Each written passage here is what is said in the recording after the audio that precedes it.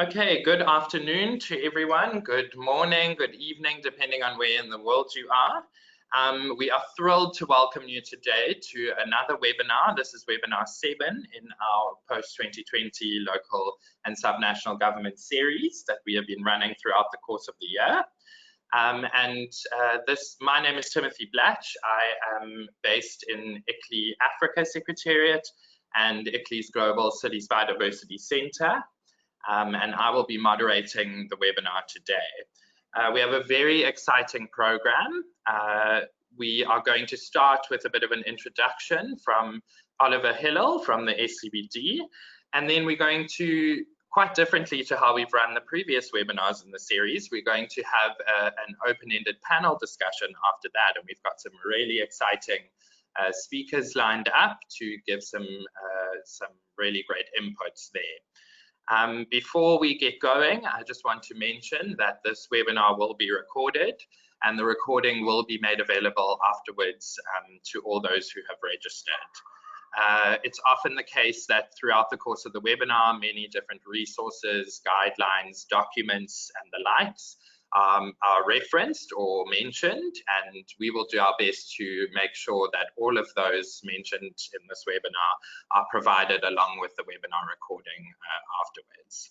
So a very warm welcome to everyone, and thank you for joining us today. The title of the webinar today is a panel discussion on shaping the post-2020 Global Biodiversity Framework in the context of the pivotal role of local and subnational governments. So all of the panelists you will hear from are doing amazing work in this space, and it's really an opportunity where we can share some ideas and facilitate a bit of a knowledge transfer around coordinating a voice and the voice of the local and subnational government constituency. So without further ado, I just want to situate us quickly on the roadmap, and you will recognize the slide from webinars. We are at the end of 2019, where there's approximately 1 year left until COP15, and we have recently had some really exciting meetings. Of note of mentioning the Ramsar meeting that happened in September, and we are working up to what's turning out to be a very uncertain UNFCCC COP in December, and on the biodiversity side, a very exciting SABSTA 23, which is coming up in November.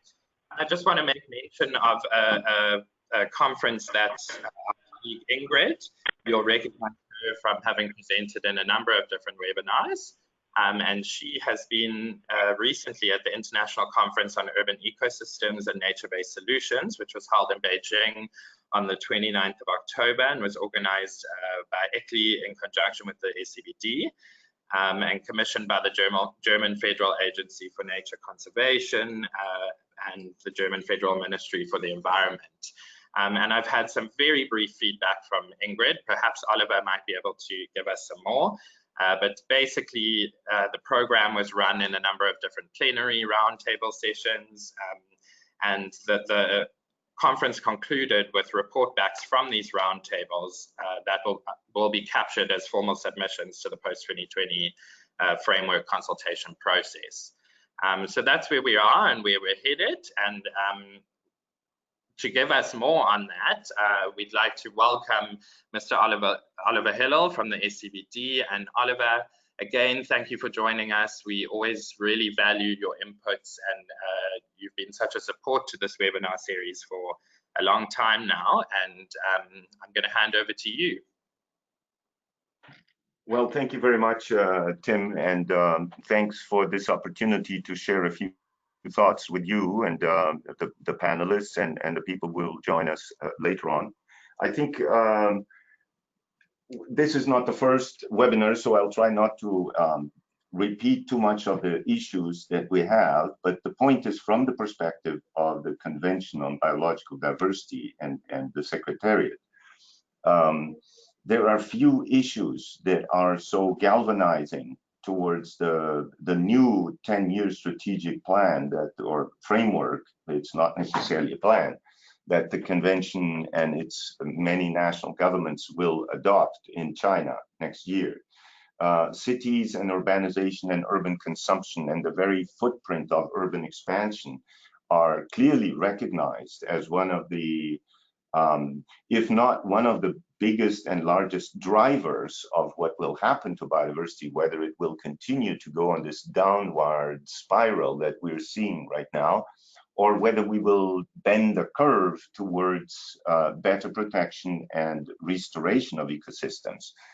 Very recent statistics that came out indicate the loss of insects globally. It was known in Europe, but now we are verifying that the number of insects has gone down over something like 25 years, between 40 and 75% in numbers as well as in species, so in biomass. So we're losing it, we're continuing to lose it, and it is very much linked to the changes in consumption that come, or with the levels and programs of consumption that we have in cities. So it's a very important issue. It will continue to be so.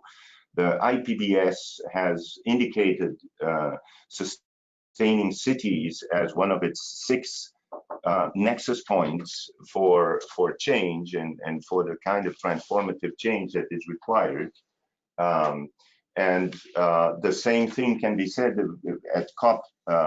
The last conference of the parties in Sharm el-Sheikh saw the launch of the nature and the urban this urban century assessment, a groundbreaking study that indicates that 17% of the existing protected areas will be affected by urban expansion from here to 2050. So these are very serious issues that are very clear to the parties. So I would like to begin by saying that there is a scientific consensus on the importance of the issue of urban design, planning, development, but also the management of cities themselves. So there is also a very clear mobilization, not only with our partner ICLEI, throughout the world, with events, with the Cities with Nature initiative. I'm very glad to indicate that our executive secretary, who is departing, but she gave us and shared with us a very strong message on the opportunity of World Cities Day. So there's definitely a mobilization with Cities with Nature. This mobilization is happening all over. I welcome that it will also happen in different languages. So I want to indicate to you that there are efforts to launch a Francophone component of Cities with Nature, as well as a Lusophone component. So we want to see this discussion happening in all languages and at all levels. There is also a kind of the celebration or the looking back at the legacy of the plan of action for the engagement of subnational governments, cities, and other local authorities is the official name of that plan that was adopted in Japan, in Nagoya, and that will be 10 years. So there is the legacy of this plan and the experiences that parties and our partners have experienced throughout this time, the recording of those best practices and the lessons learned, and above all, there is a question before the parties in their upcoming meetings on how will they consolidate the progress achieved through the plan of action into an expanded strategy. And this strategy, I would like to call the attention of participants, is happening at many levels. Not only is ICLEI contributing to the meetings of the open-ended working group for the Global Biodiversity Framework, the post-2020, but ICLEI is also contributing to the long-term approach on mainstreaming, which we're developing. And so we are working towards the incorporation of vertical harmonization of policies and action plans into the very core of mainstreaming, and also a recognition of that in the post-2020 framework. This will happen through the continued participation of ICLEI, but also through the work and the discussions among parties at several meetings. And you have you've just shared with us, Tim, the timeline. I think the second meeting of the open-ended working group in Kunming in February next year is an important event.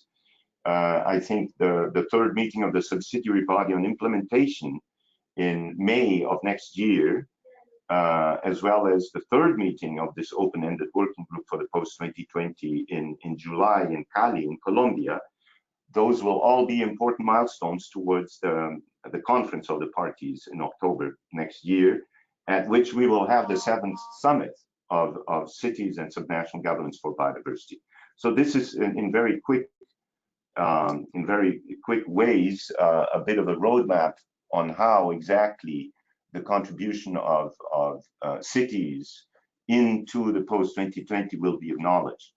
But there is a lot of others. For instance, the open-ended working group has adopted or approved a number of thematic and regional consultations to which ICLE and cities in general and subnational governments have contributed very significantly.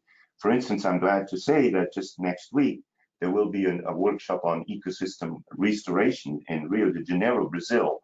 And a pre-event to that thematic consultation focuses exactly on the roles of subnational governments and cities. And again, for restoration, just as an example, I'm willing to bet, I haven't seen the statistics yet, because the last statistics we saw on those comes from a US study from 2008. But the point is that when you aggregate the investments into restoration from provinces and states and subnational governments, along with that from municipal governments, you come to a figure that is at least 10 times larger than the investments of federal and national governments themselves. So to talk about ecosystem restoration without understanding the vertical coordination of governments is to close your eyes to reality. So I think this will come out through the negotiations more and more again. I think, we have verified already that already now more than 50% of the national biodiversity strategies and action plans of parties include a component of subnational and local engagement. But we definitely want to maybe see a goal that this become a kind of a brand for every national biodiversity strategy and action plan that is developed after 2020. So I think in general terms, I'd say this is it. I think the theme of today's webinar is very interesting in the sense of what do we want to see concretely from parties in terms of what they want to discuss.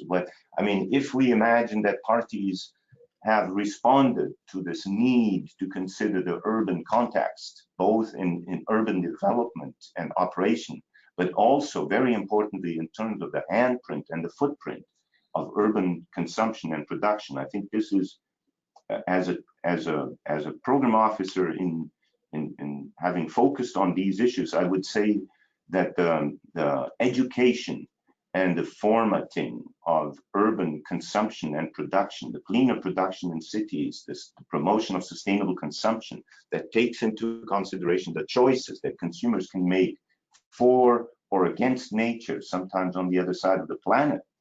Just look at the procurement and purchasing list of any middle-sized city today. It is an octopus across the entire world, I'm absolutely sure. So to use that power and educate it and provide the metrics for us to measure whether the impacts of those choices and how we can educate them towards more protection of nature is probably and arguably the most important issue that we can discuss. But how to formulate that and how to propose that the parties understand that and mobilize these circumstances is probably a good start for the discussion. So thank you, Tim, and thanks for the organization of this webinar.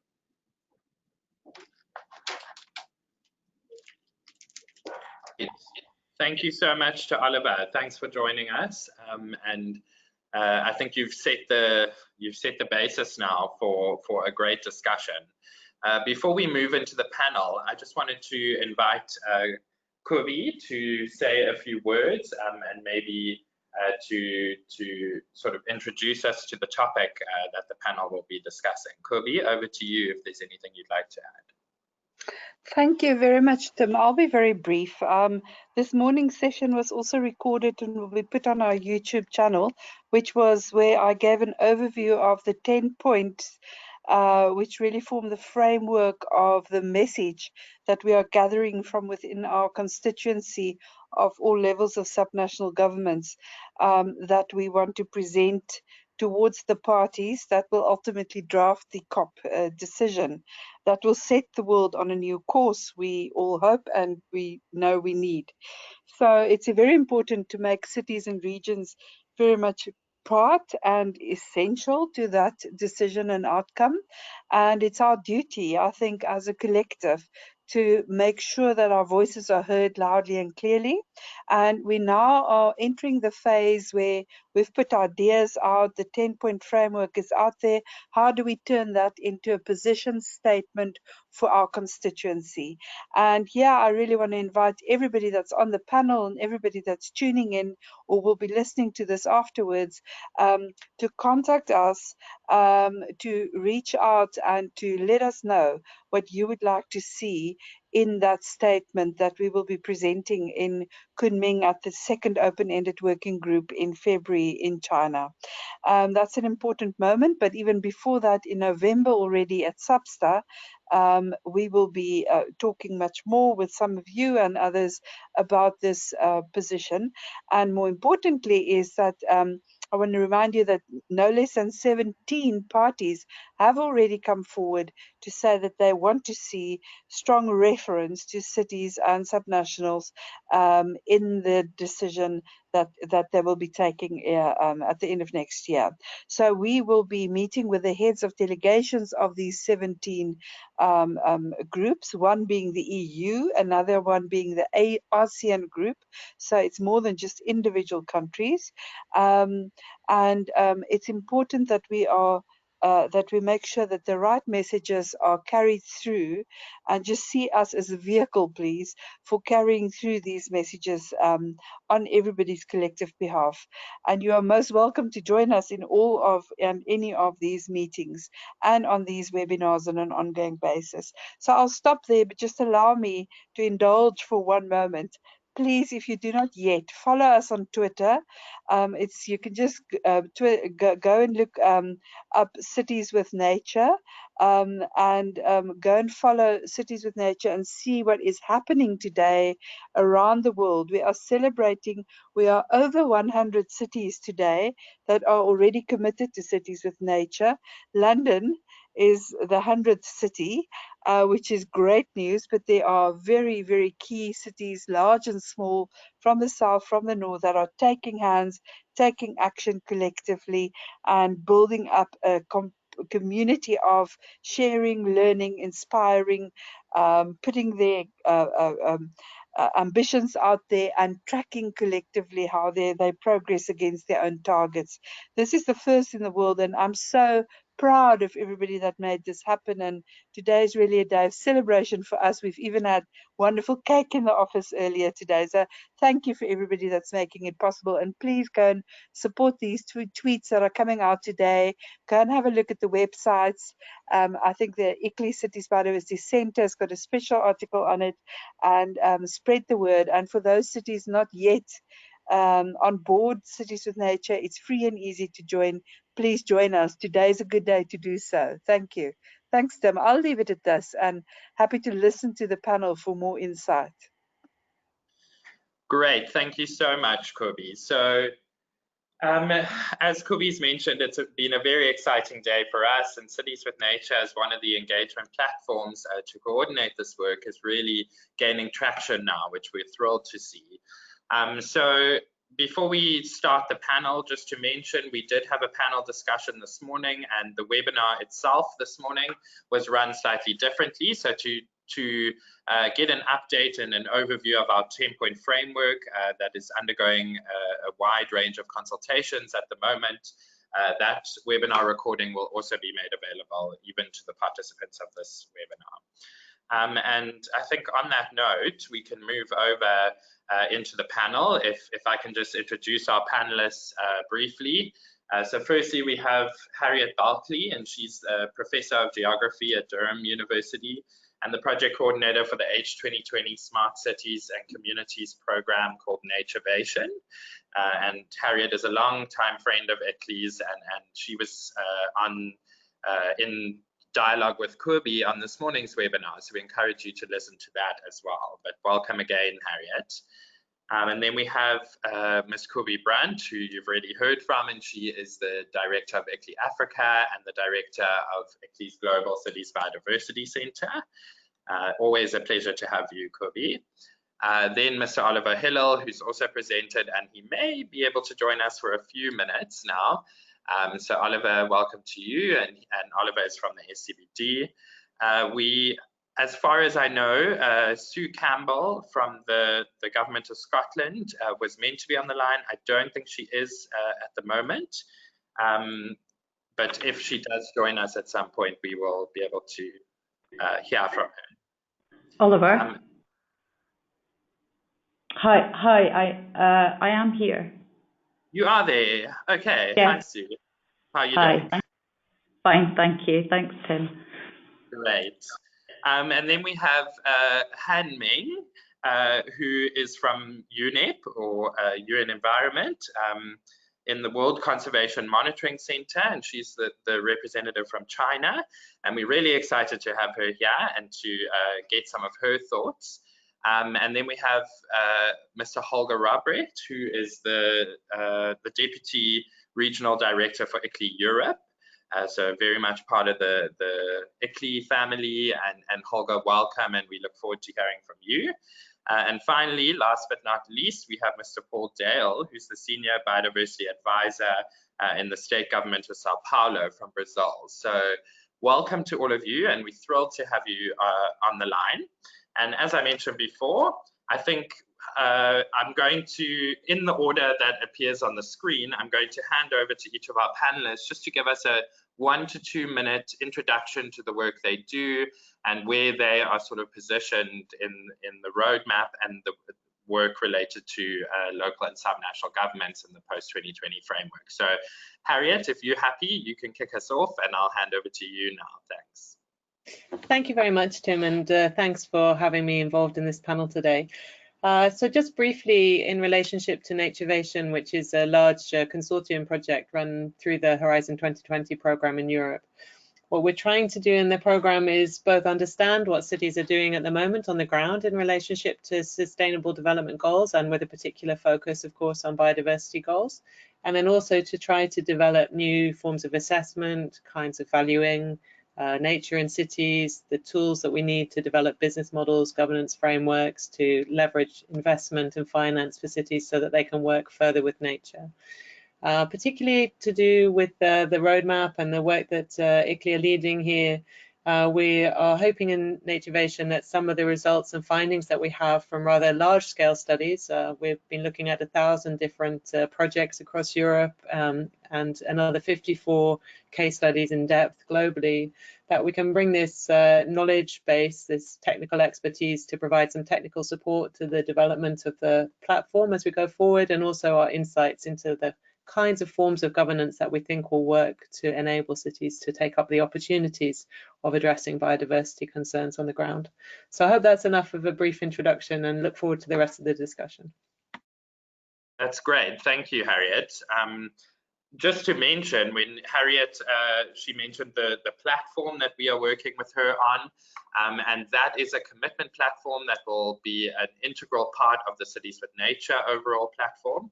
And the idea there, we've been working, as Harriet has said, on a very technical and scientifically robust sort of model, which has been developed in response to, firstly, the main issues and drivers emerging from the IP base, but also what Harriet has helped us do through the work that Nativeation has done is to identify the types of commitments cities are making in order to try and establish a platform for cities to make their ambitions, their targets known as a basis for an ongoing monitoring and evaluation system that Cities with Nature will promote. So that's just a broad overview, and we will share all these links with you. Kirby, I know you have just spoken. You are next on the list if you want to mention something around ICLEI's role on the roadmap. I'm happy to skip this one, Tim. Okay, perfect. Oliver, if you are still there, I know that you don't have much time left. So I think for the purposes of hearing from you, perhaps we can hear a little bit about the work you do, as well as you're welcome to take a little bit more time to explain your sort of thoughts and feelings and what you're hearing, or what's emerging from the SCBD in terms of possible decisions and how we might coordinate a very strong policy ask. So over to you. So thanks a lot, Tim. I think the most relevant contribution at this point would be to, as you say, my responsibilities here in the Secretariat at the moment are of two natures. I'm split right in the middle, and half of me works on vertical integration of the work of the convention, meaning cooperation with cities and metropolitan areas and all levels of subnational government, and making sure that this is an attitude across all the 20 biodiversity targets and all of the programs of work and cross-cutting themes. And thus also it's part of my responsibility to support and provide suggestions to the parties and to our partners on how they can cooperate to that extent. The other side of me is what we call mainstreaming biodiversity, and that means basically making biodiversity more relevant into the bigger rivers of economics, of planning, of investment, of economic sectors, going from finance to agriculture and food and water and health and all of that. And in that, I work at the moment with an informal advisory group of 15 organizations, including ICLEI, and 15 parties, as well as an extended network where we have representation from subnational government networks such as Regions 4. And Paul Dale, in fact, is the person who is on this call, who is a member of that panel. So the idea there is to develop this long-term approach on mainstreaming. And again, I have already indicated that the current draft that we're working on here, that's me and Danielle, who is with me right now, we both are working to produce an approach that in fact has the whole of government approach as one of the main points. And I think that is a good segue to what I think could be a few suggestions on what, if I could have my dreams, I would like to see in the post-2020 framework from a technical point of view, from my perspective as the one that is paid to provide suggestions on those kinds of articulations. I think the first point here is to make sure that there is a vertical integration of every BSAP, understanding that this articulation is essential. The second point is to realize the power of city in the solutions, one being the actual urban expansion, the urban biodiversity issue, which we're dealing, for instance, through the Singapore Index, and what's going to happen just by the expansion of cities. There is 500 cities just in the biodiversity hotspots as defined by E.O. Wilson's approach. 500 large cities, not to talk, I mean, just the idea that there, the nature and the urban century assessment has proven that every park in the world will come closer to a city as cities expand. So just the growth of city is one issue. And the second is, as I was saying, the handprint and the footprint of sustainable consumption production cities. So what I'd like to see in the decision is the recognition of that. There should be, as we discussed, a new version of the plan of action, or at least a comment on its effectiveness, and a suggestion on what kind of plan of action should be adopted for the engagement of subnational local governments from here to in the future. The last point I was going to say, I think it's important to notice, is if we realize the contribution of cities and subnational governments to every goal and every strategy of implementation that this post-2020 framework will take, then it is also very important that the financial aspects of this be recognized, not only in terms of the contribution. We mentioned restoration. There's more money from cities and states into restoration than federal money, but also in terms of the support that is available. We need more, I would say, more equitable ways of sharing the international investments into biodiversity so that they recognize the differential roles and that they also signify to local and subnational authorities that if they help in biodiversity, they should also receive the kind of support that goes to the other aspects of the governments, such as national governments. So in other words, Kobe very often refers to the word unlocking, and I like that. It's unlocking international cooperation support to the efforts of subnational and local authorities. That's it. Great, thanks, Oliver. And thanks for joining us. I know you have to leave now or soon. So over to Han. Han, do you want to give a brief introduction? Yes, thanks, Tim.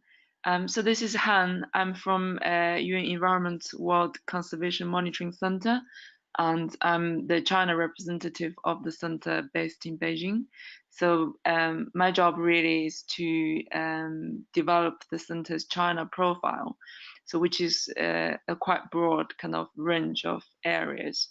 What I'm currently involved in is various different topics linked to China's impacts overseas, but also what China aims to do here domestically, including next year's CBD COP15 and that preparation. So we are aiming to bring our technical expertise here to provide that support.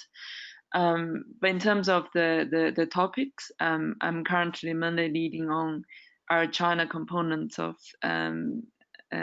several global projects, including the topics on infrastructure in East Africa, and that's mainly linked to Chinese overseas investment, but also a newly launched 5-year project on trade, global trade.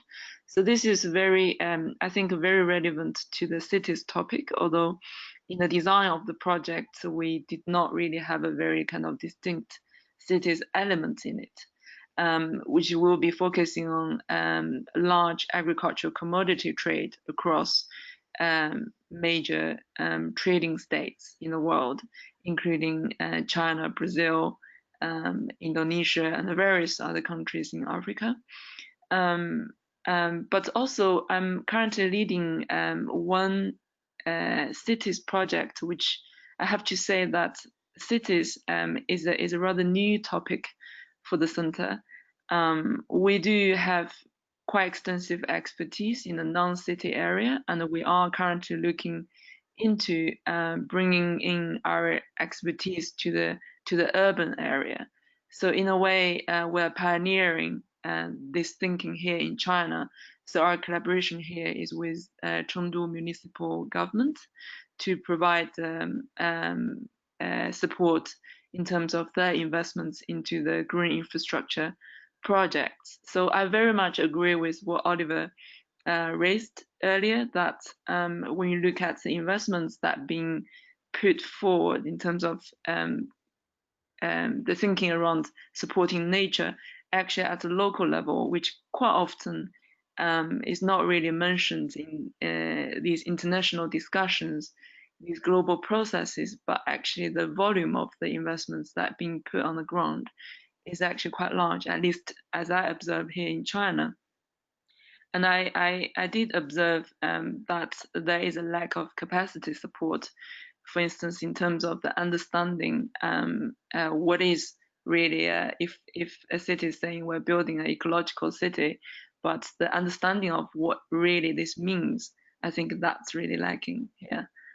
So I'm very, very happy to be invited to join this discussion, and I do hope that we can carry on this exchange of experiences.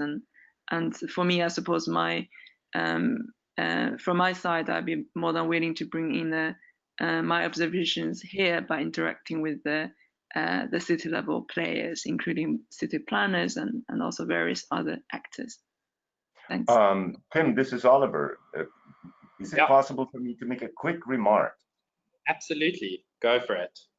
Yeah, because I just wanted to, Danielle and I were kind of very interested by Han Meng's presentation right now. I think what I just wanted to call attention that you're in a very important position. Not only, of course, is China's the whole, you know, the Belt and Road Initiative is about building cities and in urban infrastructure as well. So it's very important to collaborate there. And I just wanted to call attention. I will mention your work to Abisha Mapendembe, which is the WCMC person working with us.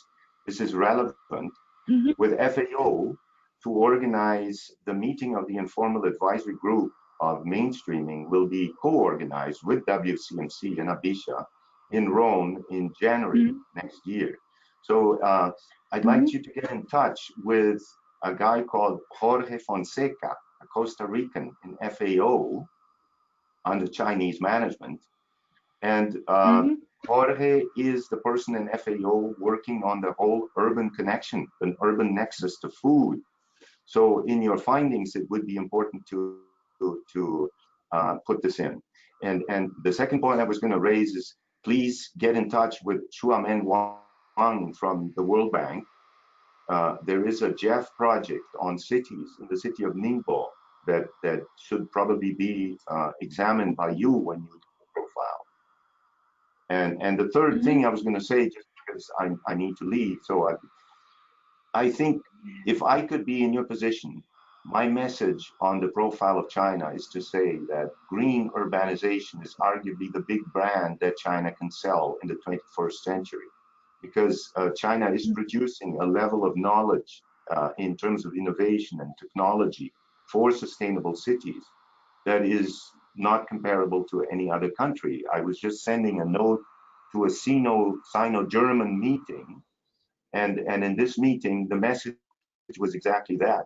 If the German school of thought for sustainable cities is if you want, the changing of existing structure and the design with new materials at the level of renovation, in China, it's about building new cities. There's 300 new urbanized million from now to 2050 in China. So building those green cities is possibly the biggest trade advantage China can put itself to. So I'm just trying to influence your report, I guess. So thanks for that chance. Yeah, thank you, Oliver.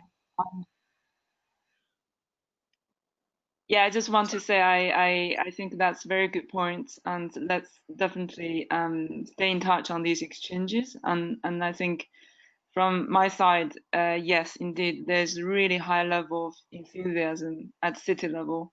Even here, for instance, in Shenzhen, building the ecological city is one of the very recent central government's call for Shenzhen to pioneer. So I think these are all very exciting, and yeah, looking forward. Great. I think that's what these webinars are all about, is making these connections and joining the dots. So back to our first round of hearing from the speakers. So Sue, over to you. Thanks very much. I hope you can all hear me. Thank you for inviting the Scottish Government to participate in this webinar. We're relatively new participants at this CBD and subnational level, so it's really exciting to be involved in this initiative. Just to set out that the Scottish Government wants to increasingly play a role and a leading role within the subnational sphere, and as such, within the open-ended working group programme, the Scottish Government is organising a thematic workshop to take place in Edinburgh in April, the 1st to the 3rd of April next year. And we are really excited to be welcoming, we think, around 200 delegates, hopefully, will come to Edinburgh to discuss the issues that subnational and regional governments face in addressing biodiversity.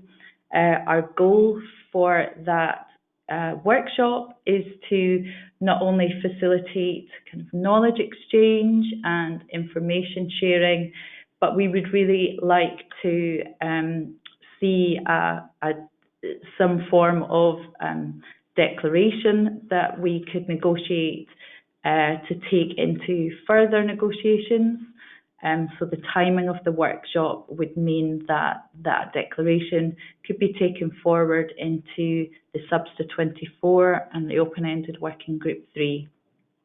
And we're really excited that we're working in this area. Scotland's got a strong basis of work of taking nature-based approaches and working at landscape scale. And we're taking community-based approaches to addressing biodiversity across Scotland. And we really want to share that and to learn from other people. So the workshop will provide a good opportunity to do that. Awesome. I think that's all I have to say at the moment. Great, thank you, Sue, and thanks for being with us. And we look forward to working with you as we have been already on this exciting event. And yeah, it's great to have you on board. I'm mindful of time, so I'm just going to move on very quickly. So Holger, over to you. Yeah, thank you, Tim, and thanks for all the speakers that have introduced very exciting stuff so far. I'm working with the European Secretariat of ICLEI. I'm the Deputy Regional Director of ICLEI in Europe, and my portfolio refers very much to natural resource management and urban development. Inside that, biodiversity, nature-based solutions, and green infrastructure is a very important element. We are working here in 4 areas. The first one refers very much to vertical integration. Oliver has alluded on the importance of vertical integration. Our work is very much connected to the European scene, and obviously the vertical integration here means how can we generate a multi-level governance framework that embraces local governments and regional governments in the EU policy framework. As a matter of fact, we have very exciting times in this very moment. The EU has announced to issue a new European Green Deal. And in that same moment, the European Commission is working on a revised biodiversity strategy, which will form a very important and fundamental element for this new European Green Deal. And in that, we are currently collaborating with colleagues and friends and partners, both at European Union and European Commission level, but also in the member states, to bring forward also a very strong element of the integration of local and regional governments in that biodiversity strategy, which will not only contribute to the Green Deal, but also will be like the European positioning towards the post-2020 Global Biodiversity Framework. So one idea here is to include a very strong urban target in the new biodiversity strategy. This is where and how we position ourselves also in collaboration with many others in Europe. And I was very pleased to hear that Oliver was referring to a goal that is not yet formalized, but could be included in the post-2020 Global Biodiversity Framework, suggesting that all the national biodiversity strategy and action plans forthcoming post-2020 should include local and subnational governments, more or less as an sort of obligation, if you wish so. The second element in our policy work in Europe refers very much to our partnership with the European Committee of the Regions, which is a formal EU institution, part of the European policy making and decision-making process. And we have partnered with the Committee of the Regions prior to the last COP14 in Sharm el-Sheikh, and we have developed together with them a formal opinion of the Committee of the Region, which formed also part of the European position. And now the committee has asked us to again partner for a new opinion development towards COP15, which would focus on aspects of vertical integration, again, of financing and of capacity building. And I think these three aspects have been mentioned in the discussion already as very important ones. In the second element in our work is the immediate contribution to post-2020 roadmap. I personally, I'm participating very close or collaborating very closely with Kobe, Tim, Ingrid, and other colleagues and friends from ICLEI in the roadmap that ICLEI developing and implementing, including also the 10-point framework that Kobe also referred to. So this is an immediate engagement. Then thirdly, I think we are very much building evidence cases and innovative solutions as part of European projects. Harriet has already referred to Nativeation, which is also one of the projects that ICLEI is a partner in, but there are others like Clever Cities, ProGREC, which very much refer to nature-based solutions in the context of urban regeneration, or Connecting Nature, which is nature-based solutions in the context of water and climate resilience, or a project that has just started, ReGreen, that is actually an international collaboration between Europe and China on ecosystem services and biodiversity. This is not like a La Polar activity, but it should help us really to generate evidence of the benefits and co-benefits of nature-based solutions, and tools to make this an operational element in urban planning and design and management. And we bring this actually forward also into numerous options of exchange that we facilitate.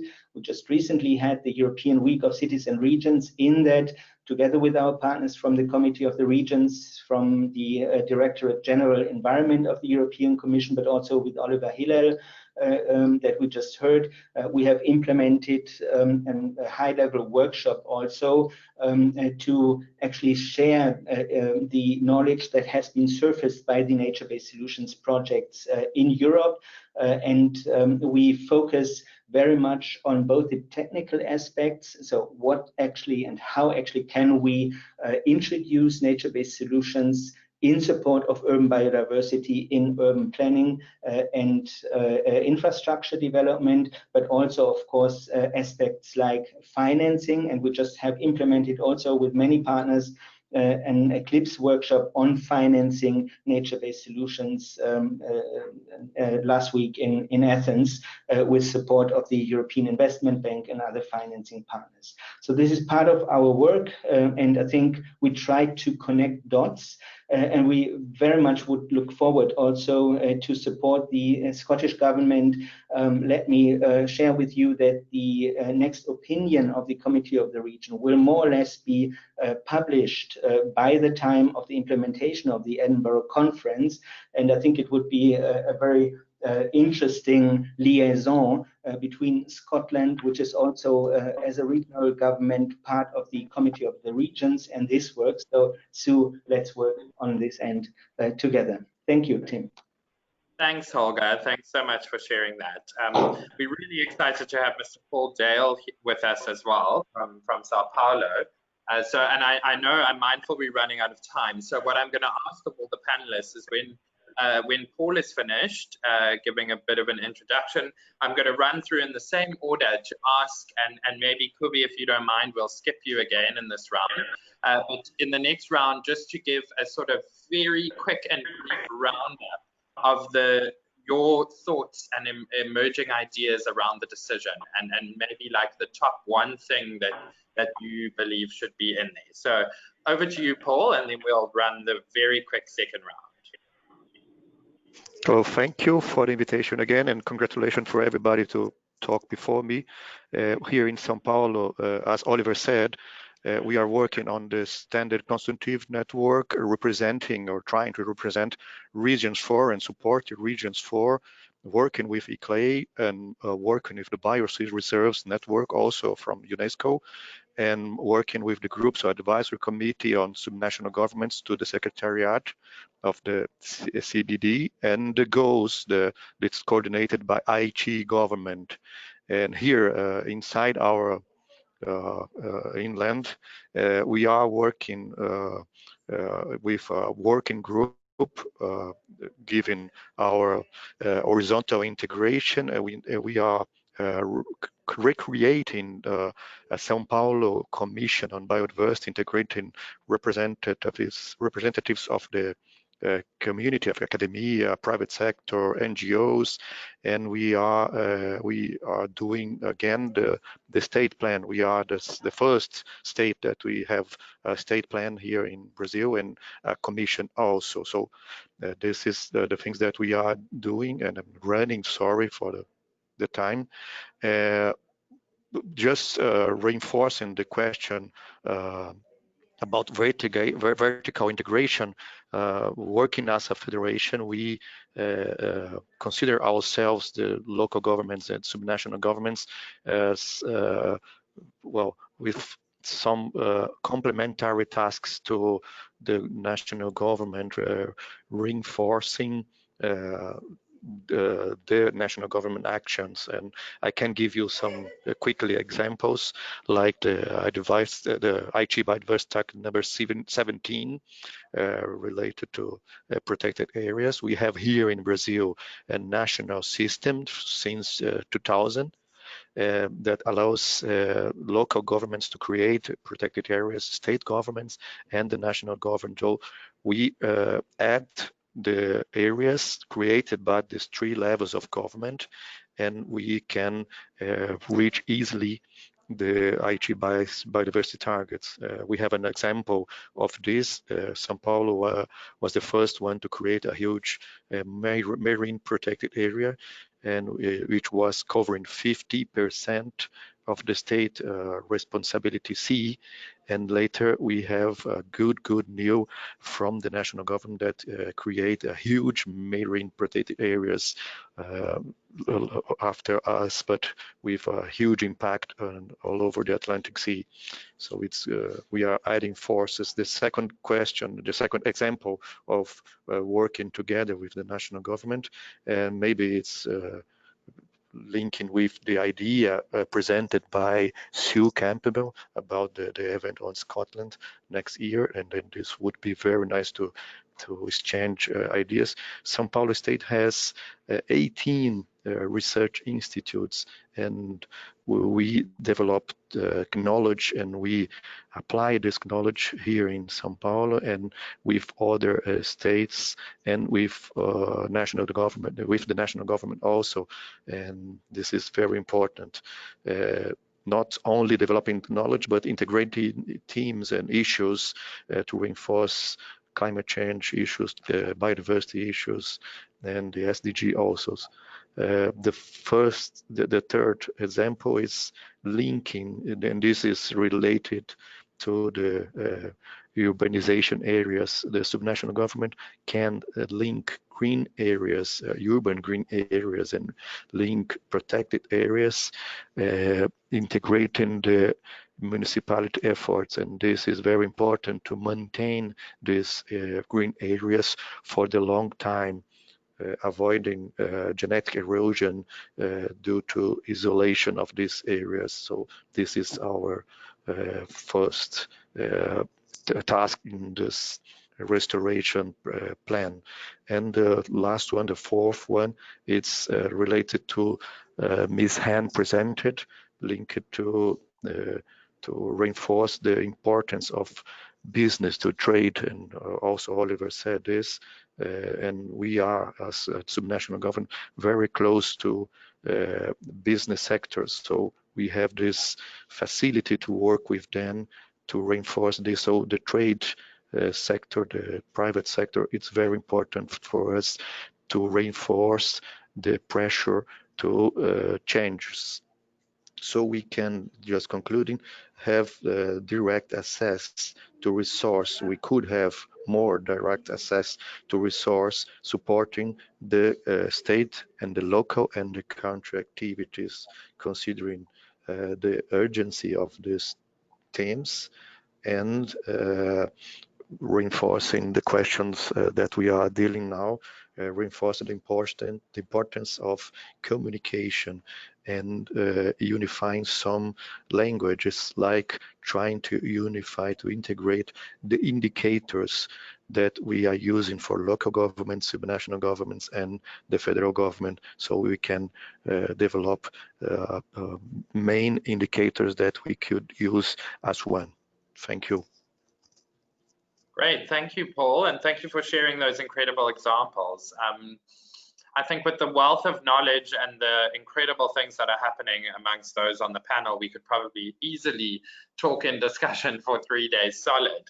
But we unfortunately don't have that time. So as I mentioned, we're going to do a quick round now. And if the panelists can really sort of summarize their thoughts as succinctly as possible into a 1-minute inputs of what you would, the direct message to the parties, this idea of a dedicated decision, a plan of action, give your brief thoughts as sort of inputs to that position. And we'll start with Harriet and then go to Han and Sue and Holger and Paul. So Harriet, over to you, just some concluding thoughts. Thanks. Thank you, Tim, and thanks for all of the other comments. It's easy to pick up some of the key messages here. I think the first thing, none of us want to see Oliver being split in two for the rest of his career. So for me, it's really about how do we bring these two aspects together: the need for vertical integration and the need for mainstreaming. And I think if we have a declaration that really only focuses on the mandate of local governments in the formal sense, then we'll be missing out on a number of the different capacities that cities have to govern. Our evidence shows that cities are really governing through their enabling powers, their leadership powers, their ability to partner with a whole range of organizations. And we need a declaration that recognizes that cities have those powers and capacities. I mean, if I can put it very bluntly, you can't govern consumption through a plan. You can only govern it through enabling people to make different kinds of choices about their practices. And that will require a different kind of governance capacity than we have been used to seeing identified in the national and local biodiversity action plans. It's a kind of capacity that we talk about in our project around the capacity to experiment and to innovate, to learn and to partner. And I think that is going to be a key challenge for the convention, but I think it's one that we can get behind, and we can provide the evidence to support them. And I think I know I'm using another 30 seconds, Tim, but the other thing I would say is that we need this work to be transformative. So it needs to be that we don't just need cities to be acting on biodiversity in isolation from other kind of issues that we know cities are facing. And possibly most importantly, alongside climate change, questions around social justice. So we need the actions that cities are being taken to address those kind of fundamental concerns about making cities places where we all want to have a good future life.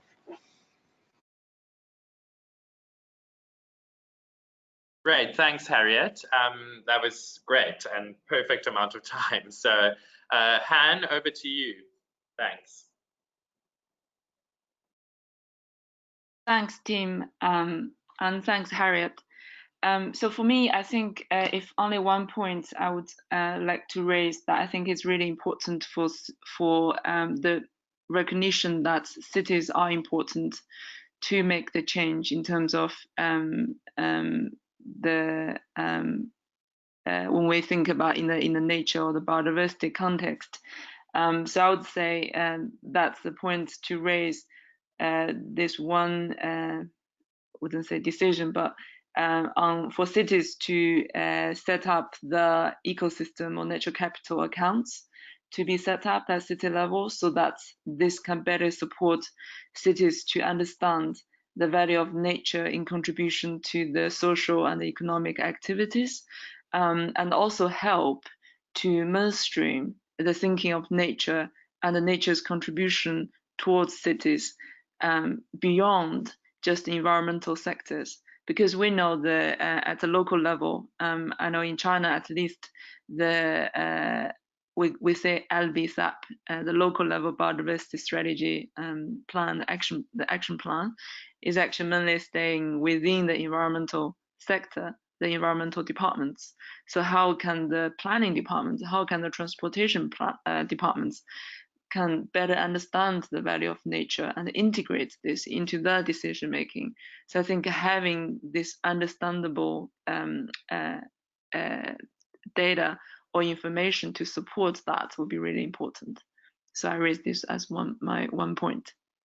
Thanks. Great, thank you so much, Han. I think some very valuable points there. If I can hand over to Sue. Sue, thoughts? Hi, thank you. I suppose from a Scotland point of view, we would want to see stronger recognition and integration of the role of subnational governments in the next framework,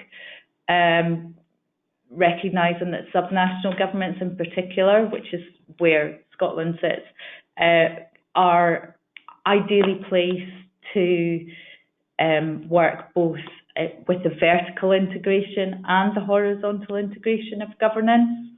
And I think it would be really useful to see something in there about working across, so people have talked about integration, and I think that's really important, working across boundaries in not only multidisciplinary ways, but interdisciplinary, really truly bringing people together.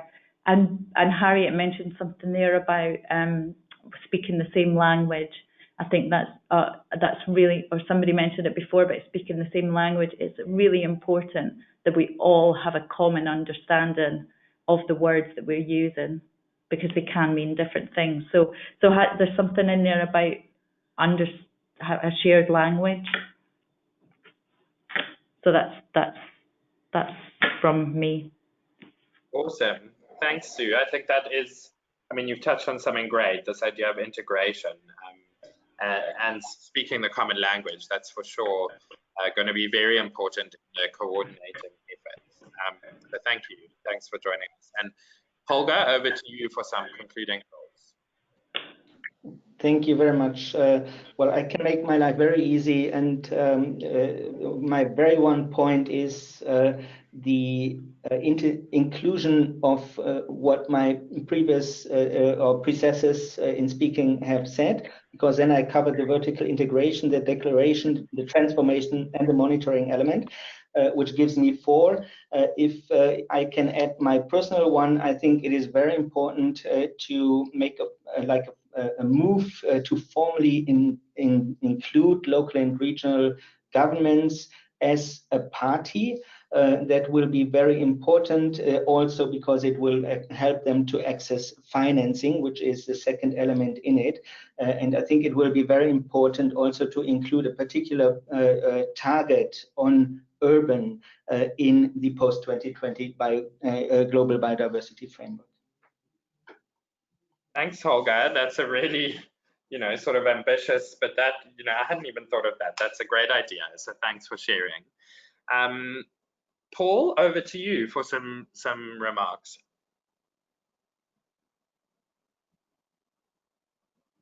Paul, are you there? Sorry. Yes, Paul talking. Just reinforcing 2 aspects. First one, it's yes, the finance and the capacity building. It's very important, and integrating these issues, urbanization issues, with a landscape approach, trying to maintain this in a large term. So this is, I think, it's the most important issues right now. Thank you. Great, thanks so much, Paul. Before we close, I just want to, I see that Linjin is on the line, and she's a postdoc researcher who works with Harriet. And Linjin, absolutely no pressure at all, but I just wanted to give you a minute or 2 to either respond or take note of anything or share any point that you would like to raise. Thanks for joining us, and yeah, over to you if you would like.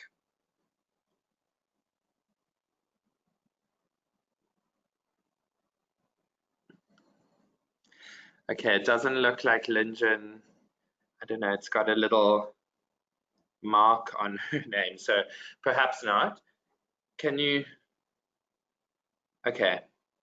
Linjin, I'll ask, for some reason it's not letting me hear you, but I'll ask that you please, if you do have some thoughts, I mean, we always appreciate your point of view.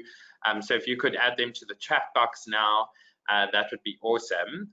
We work closely with Linjin, so it's great to have had you on the line. And I'm sorry, there seems to be a technical reason why we can't hear you. But I think at this point, I just want to give a huge thank you to each of our panelists for your hugely insightful ideas and for sharing some of your thoughts. As I said before, I always wish we had more time to go through much more, but I encourage you all and everyone who's listening in that this is, just the start of conversations like this. So we encourage the connections to be made and for follow-ups to happen from these webinars and certainly among the panelists as well. So thank you to each of you for joining us. We really appreciate your support and we look forward to working very closely with each of you as time goes on. So with that, we are over time. But I would like to invite everyone on the line to join us for our 8th webinar, which will happen on the 5th of December. And the links for that are on our local and subnational government engagement platform, the link to which will be sent in the follow-up email to all those who've registered. So thank you to everyone for joining us and happy World Cities Day. Thank you, Tim. Thank you. Bye-bye. Thank you, everybody. Thank you. Bye-bye. Thank you. Bye. Thank you. Bye-bye. Thank you. Bye-bye. Thank you.